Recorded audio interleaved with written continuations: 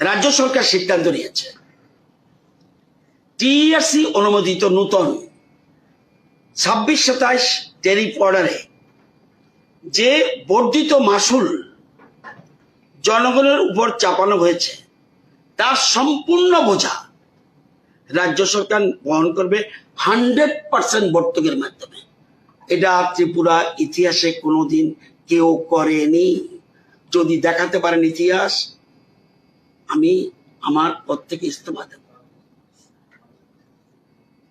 100% শব্দটা একটি খুব গুরুত্ব দিয়ে বুঝতে হবে। এই ভর্তুকি প্রযোজ্য হবে কাদের জন্য? রাজ্যের প্রতিটি শ্রেণীর গ্রাহকের জন্য। ডোমেস্টিক অর্থাৎ গৃহস্থলী যাকে বলি, ছোট মাঝারি বড় সকল স্তরের ব্যবসায়ী, যত বড় বিজনেসম্যান, সাধারণত সাবসিডি সবার ক্ষেত্রে দেয় না। এই ক্ষেত্রে অতিরিক্ত সাবসিডি সবার জন্য, কৃষক, শিল্পপতি প্রত্যেকে, শুধুমাত্র রেলওয়ে ট্যাক্সন ছাড়া। রেল লাইন যে আমরা করেছি ইলেকট্রিক চার্জ, ওটা ছাড়া।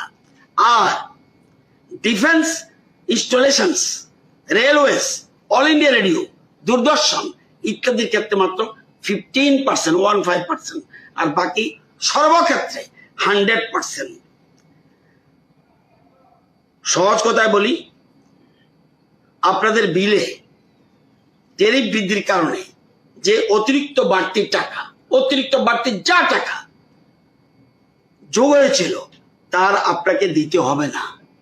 রাজ্য সরকার তা 100% বহন করবে। অতিরিক্তটা যারা প্রশ্ন উঠতে পারে, যারা ইতিমধ্যে বাড়তি টাকা দিয়ে দিয়েছেন তাদের জন্য কি?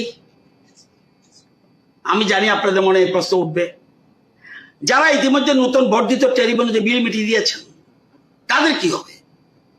তাদের প্রশ্নের জবাব হলো, এই ভর্তুকির কার্যকর হচ্ছে 2000, এখন যে আমাদের ট্যারিফটা শুরু হয়েছে অতিরিক্তটা মে মাস থেকে, গত মে মাস থেকে। তো এই ভর্তুকি কার্যকর হচ্ছে মে মাস থেকে, অর্থাৎ পূর্ববর্তী তারিখ থেকেই। যেসব গ্রাহক ইতিমধ্যে বর্ধিত হারে বিল মিটিয়েছেন তাদের প্রদত্ত বাড়তি অর্থ তাদের পরবর্তী 3 মাসের বিলে ধাপে ধাপে অ্যাডজাস্টমেন্ট করে ফেরত দেওয়া হবে।